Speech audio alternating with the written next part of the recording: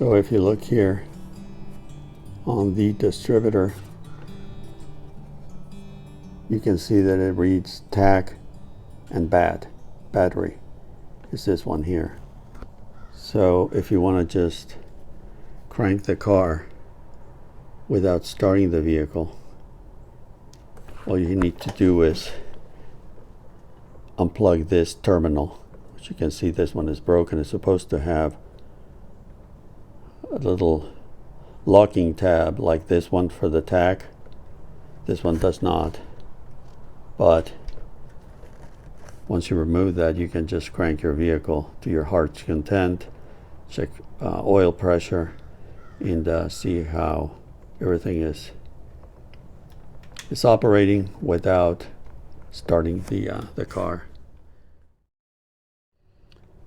That's just a quick little tip in case you didn't know that you can do this.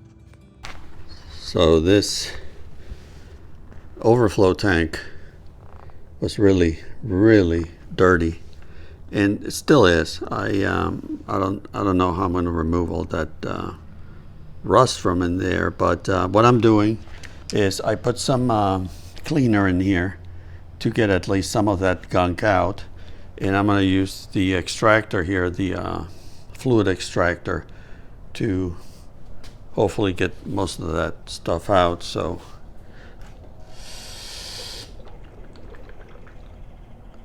there it is. You just give it a couple of pumps. And I don't know if you can hear it. There it goes.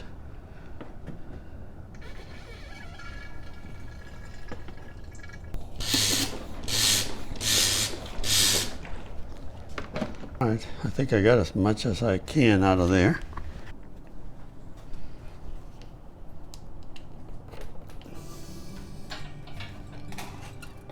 So what I like to do is put some of this fluid that I collect, pour it into bottles and take it to the recycling center, because even though in this case it's mostly water and some rust, I don't like to take chances. There might have been some coolant in there, so might as well dispose of it properly.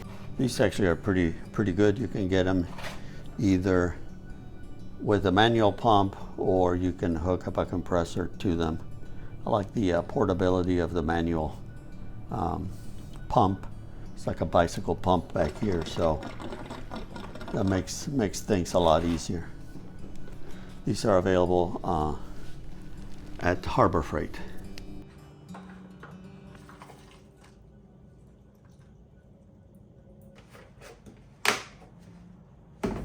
All right.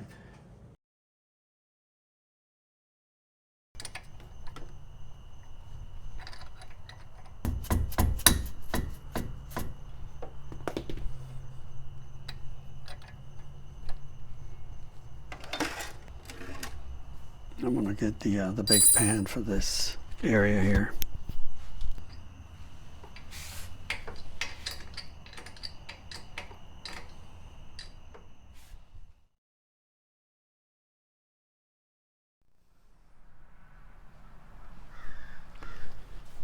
Okay, so here's my plan of action. What I'm gonna do is I'm gonna start working on the farthest caliper from the master cylinder, that being the passenger side rear caliper.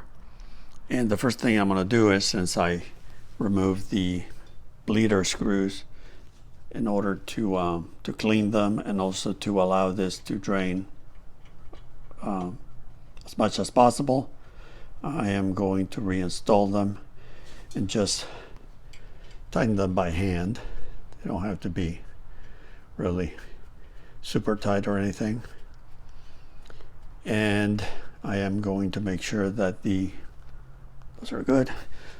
I am going to ensure that the passenger side is also, yeah, these are back in and tight. I like to clean them just to make sure there's not going to be any obstructions or anything like that. So the next step is going to be to add some fresh brake fluid into the reservoir and let that gravity do its thing and get all the way to the again to the farthest caliper. Once I know that fluid is in the lines, I am going to loosen these a little bit. Actually, I'm going to do that first.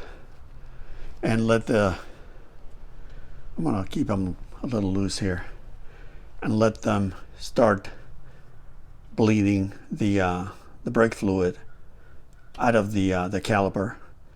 Then what I like to do is just kind of close them again, and because I'm not going to be doing this minute, I want some brake fluid to be in the lines. If this is making any sense, and I hope it does. I do things in stages most of the time.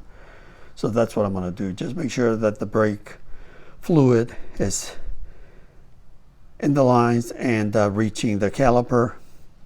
And then tomorrow what I'm going to do is I'm going to start the gravity bleeding process.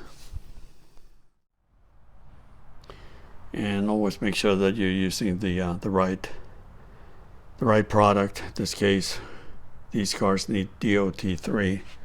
Anything above, I don't think it's a good idea. So again, I'm going to pour some of this stuff into the rear portion of the master cylinder.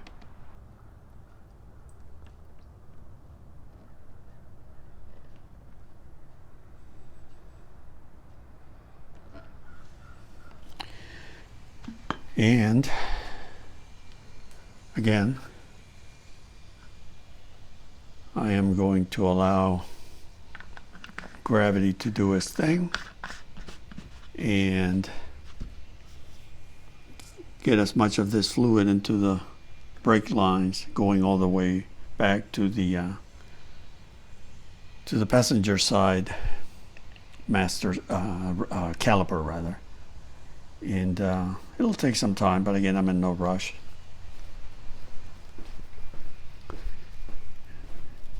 And just to make sure that the process moves along, I'm going to allow some relieve any pressure from the system, and just wait until they start weeping here, and you see some fluid. And again, my plan today is to just after I get to that point, stop this. I'm going to close these, tighten them a little bit by hand, and then come back tomorrow and actually do the bleeding. And after about, I don't know, 15 minutes, you can see that, I don't know if you can see back here, but yep, there's fluid there and there.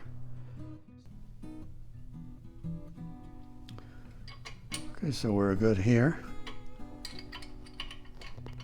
And I also did the other side, since, you know, it only took an additional, I don't know, 2 minutes for the fluid to start weeping out of the bleeder screws. So yeah, so we're ready for tomorrow, and make sure that yeah, there's plenty of fluid there. So tomorrow I'm going to continue the process. I am going to bleed the rear, both sides, of course, the calipers. And when I'm done with that, I think I'm going to just go ahead and start the bleeding, the same process for the front calipers. So that's good progress. Houston, we have a problem. Yeah, so I am going to have to bleed or prime the master cylinder because I am getting almost no pedal, so no big deal. It's just an inconvenience. Brain fart. So I will remove some of the fluid here. I don't want to have a ton of fluid coming out of the master cylinder, so I'm just gonna do it this way. I think it's gonna work better for me anyway. I am going to make sure that the master is primed before I do the actual bleeding of the brake lines. So again, it's not a big deal. It's just something that actually allows me to show you something else that you may run into. So right now I have almost no brake fluid in there, which is what I want. And next I am going to remove these fittings here and push the lines back, and I'm going to use the kit that I borrowed from my friend Mark. Alrighty, I'm going to do that next and set it up, and we'll take it from there. Okay, so next I'm going to use a 9/16, and I don't have, of course, the right size on a line wrench for whatever reason. So just crack these loose and hope for the best. Let's give this a shot and see what happens. I have the 9/16 plastic fittings here. We'll see if they do the trick for this master cylinder. So now let's put this one almost to the bottom there, because it doesn't have to be touching. Just want it to be close to the bottom of the master cylinder. Let me show you the inside.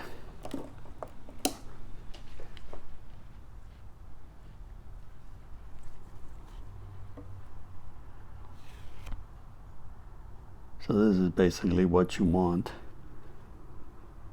You want these hoses almost all the way in there, but not necessarily touching the base of the master cylinder. Next, we're going to top it off. Hopefully there'll be no leaks.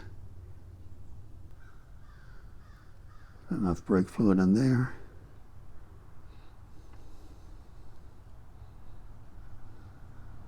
That's about right. And now if you have an assistant, they can start carefully and slowly pumping the brake pedal. I don't have one, but I'm going to try to see from inside the car. So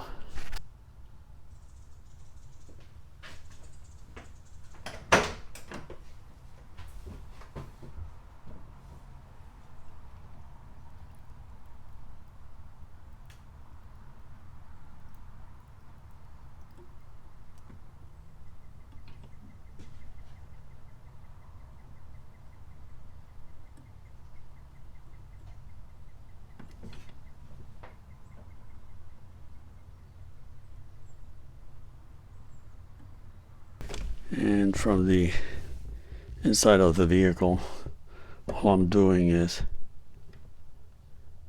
well, I keep an eye on the hoses, how they're going into the reservoir. I am slowly pumping the pedal.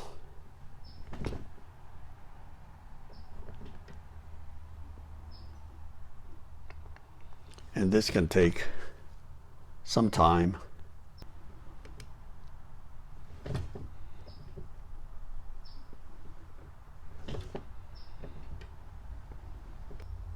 And you want those bubbles there. You want to get all that air out of the master. All right, I think I got it pretty much all bled, and I'll give it a couple more pumps just for good luck, and then I'll start disconnecting the fittings and reattaching the brake lines.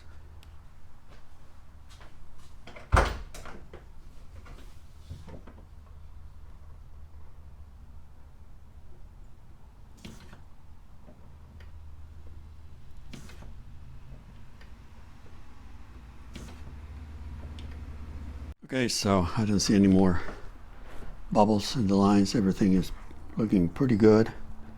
So I'm going to unplug this one first.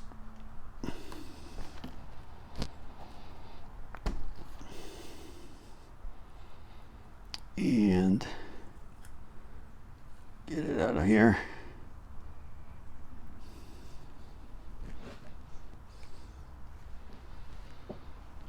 Then I'm going to remove this fitting here, and we're going to reconnect this front brake line, which is all kind of twisted in here. So let's hope that this is going to go back in without much of a headache.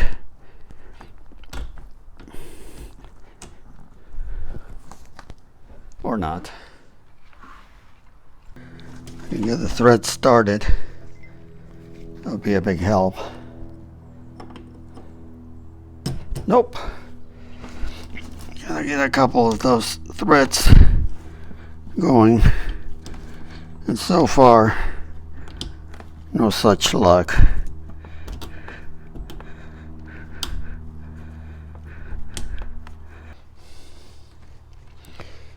And I think I'm going to plug that.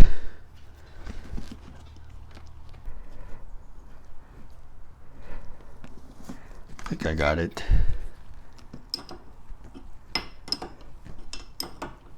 Yep. And we're going to snug it up. Make sure that everything is nice and seated properly.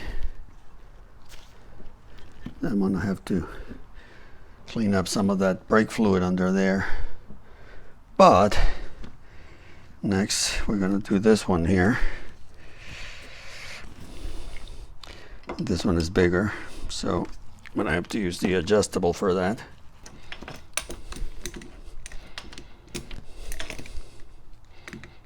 Okay. Okay. That one is out of there. Let's see how problematic this line is going to be.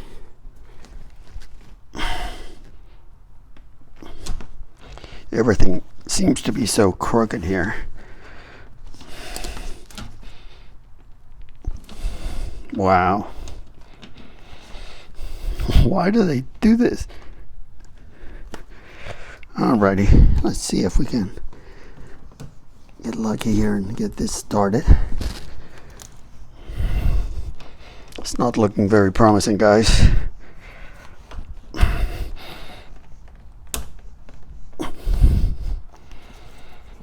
This is going to take forever.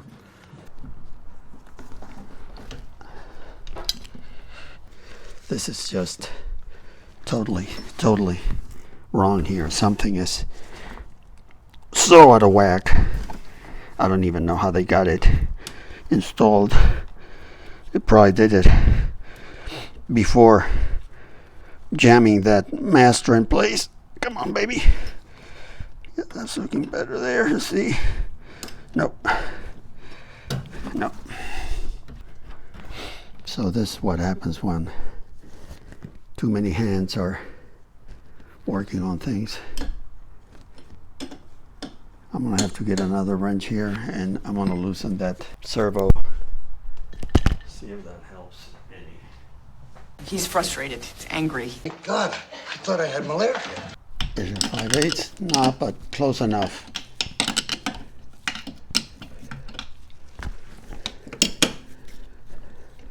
Hopefully this will allow me to gain a fraction of an inch here to... Ouch, that was my head. Oh.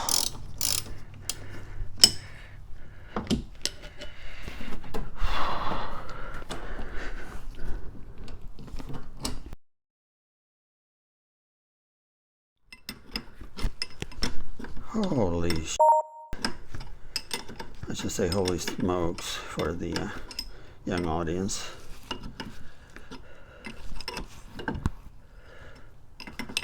Well, without loosening that master, there was no way to accomplish this.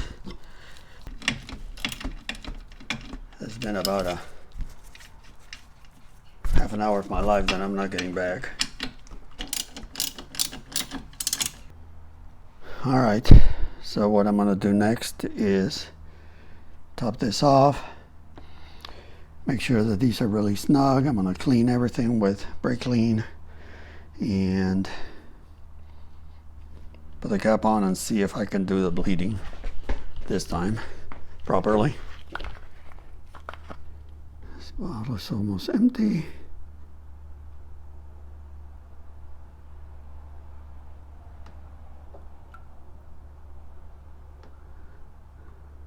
We're good.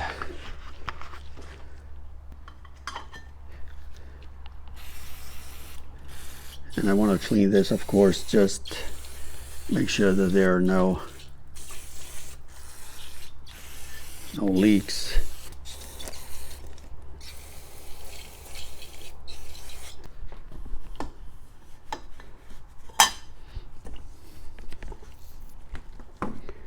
Make sure everything is nice and dry. Oh yeah, that is good and snug. How about this guy back here? Yeah. Yeah, we're good. What I'm gonna do next is I'm gonna reconnect these clamps that hold the lid on. So hopefully I can do that without much trouble. There we go. And then the other one is here. Okay, that is spring loaded, so piece of cake there.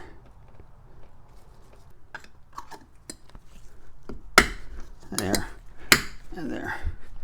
Okay, so that little project went well. Okay, so after that ordeal with the master cylinder, which I am happy to report seems to be just fine, I am getting ready to do the bleeding, final bleeding of the calipers. Already did the front ones, and I have plenty of fluid in here, so it doesn't matter which one I start with. I don't know if you can tell here, there's a little bit of fluid already coming out, and of course I'm just doing gravity bleeding, so this is quite different than your traditional system where you are using a helper, and you can let it sit here for quite some time. Make sure that your reservoir is always full. You don't want to run out of fluid, of course, because then you're introducing air, which is what you want to avoid. So again, just let gravity do its thing if you prefer. And this shouldn't take much because they're almost, totally bled already. So I only had to deal with the master, and that is already nice and primed, so that is not an issue. But as you can see, this is fluid there is pretty solid. This hose that I'm using is unfortunately not very flexible, so that's why it can be a little bit problematic. But again, we have a pretty decent drip, and this is the area of concern. You don't want to see, a lot of gigantic air bubbles here. That's pretty much it.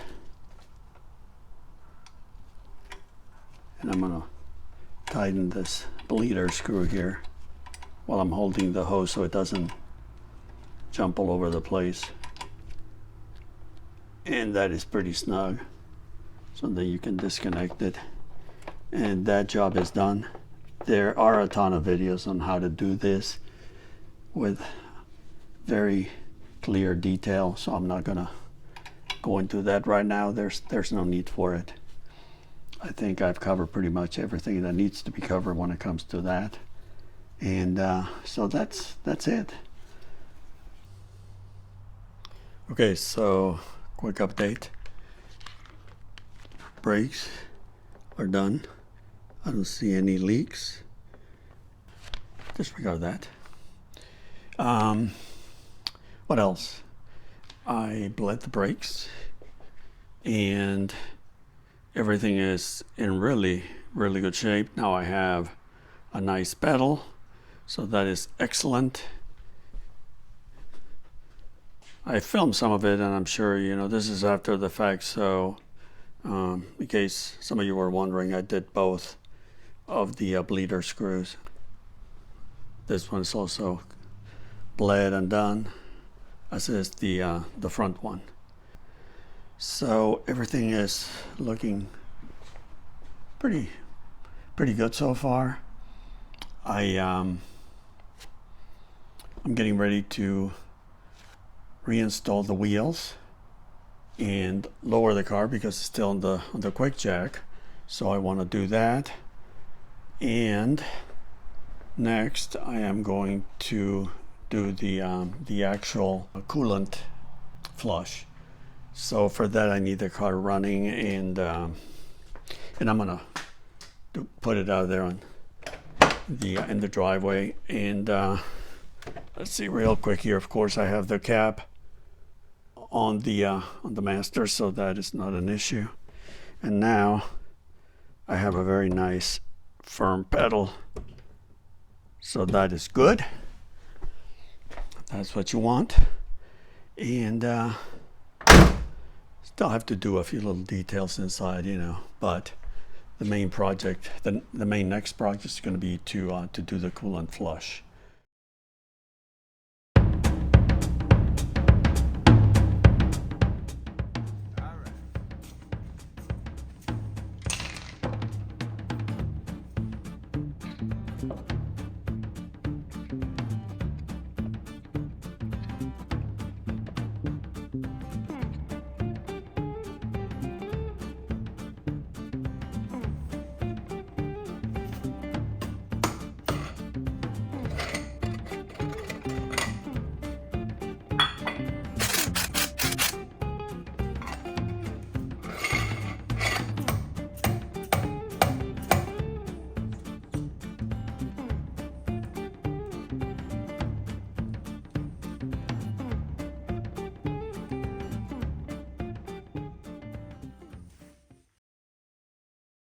So I let the car get up to operating temperature, about 195, 200 degrees, and making sure all the other systems were okay, like oil temp. I don't think that gauge is working very well. The oil pressure gauge, fortunately, is working fine, as is the battery gauge, and the fuel gauge seems to be fine. I have to do a voiceover here because I have one of those cheapo microphones, and there was some kind of a drone. You can barely hear me. It's very annoying. So anyway, I ran the car to do the coolant flush for about 50 minutes. And I think that that was the right decision, because this the radiator was pretty filthy.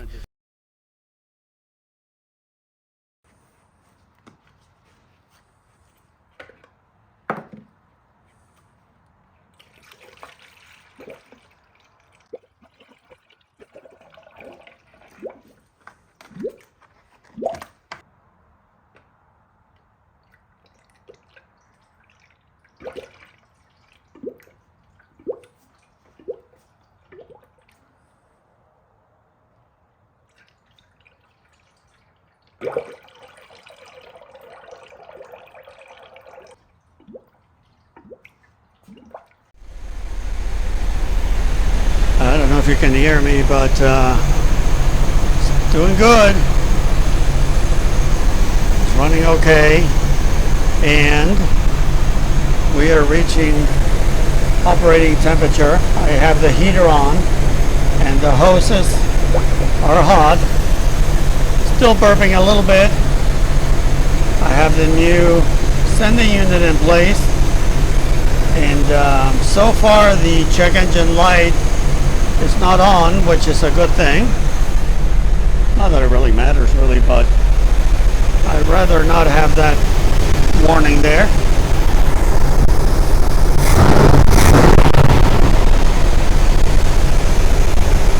Yep, it's circulating. Coolant is circulating. And so far so good here. Oil pressure is good. It is charging. I have to get the battery recharged because it is really weak. Coolant temperature is good, and that's fuel.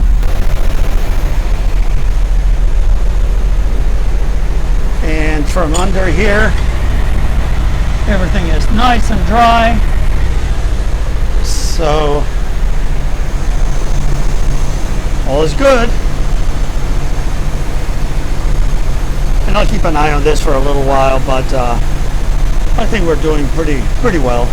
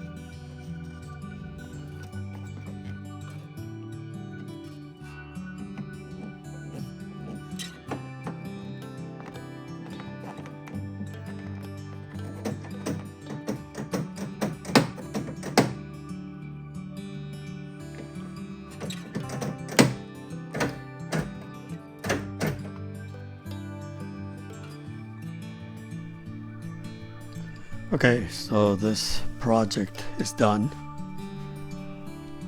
If you lock the door and you close it, then it's locked. That's dumb. Then of course you unlock it and it works perfectly. Same thing with this handle here. It works just fine. I also reinstalled these screws they had. I don't know if they're original to the car or not, but they provide extra support for the panel. I am really pleased with the way the vapor barrier turned out, and that should help. Yeah, a little bit of a headache. I thought I was going to be done here in 15 minutes. It's about 2 hours and 15 minutes. But it's, that's what happens when these things are not in the best condition. This panel, of course, has this big cigarette burn here, which looks hideous. Other than that, I mean, it's turned out pretty decent, I think. And carpet here is a little faded. So again, if the next buyer wants to turn this into a show car, well, my advice would be to buy brand new panels, maybe even some of these pieces, and the armrest, and that would really transform the interior of this car. The seats are beautiful, so I wouldn't mess with those, and they work. I just have to tighten the nuts from under the vehicle, but that's about it. And the other thing that is a little puzzling, the HVAC panel works really well. However, the air is not coming out of these vents here. It comes out of the dash, but not these vents. And everything it's in there. Everything is hooked up. So I don't know what's going on. The heater works. The AC just kind of, you hear it click. It is not operational at this point, which is not the end of the world. But again, a future buyer would have to address those things if so desired.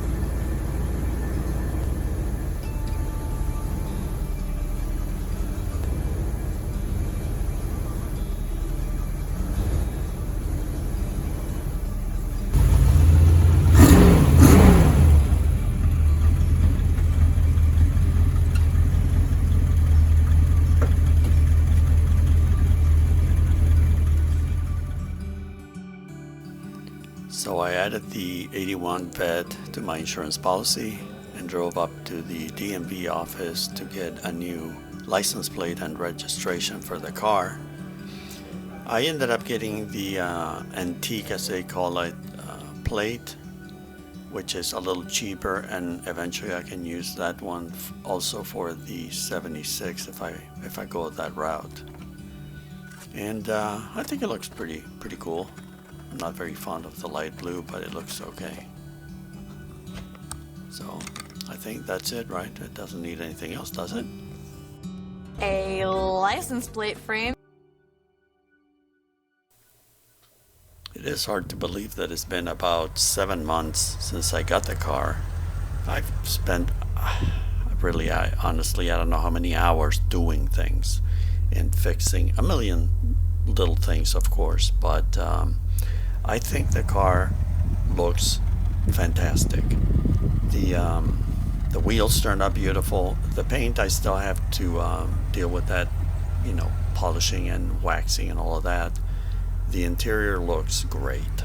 I am very happy with the overall condition of the interior and the car in general. I mean, it looks really clean, really sharp. The suspension needs a little bit of attention, I believe. But again, those are things that the new owner will have to address if so desired. The car is a driver, and it should have really no issues once I'm done with it. The engine looks pretty decent. Again, it's just a matter how much detailing anybody wants to do to a particular vehicle. But this one is running pretty good, and it looks good as well.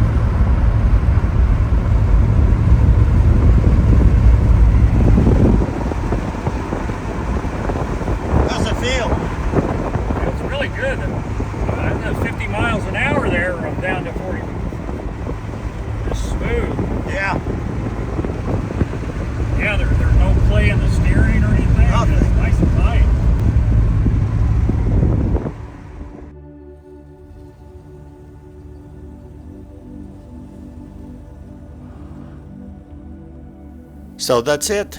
Let me know what you think in the comments. And if you're looking to buy a nice C3 Corvette, this one will be available. And if you're serious, let me know in the comments and provide some contact information, and we can take it from there.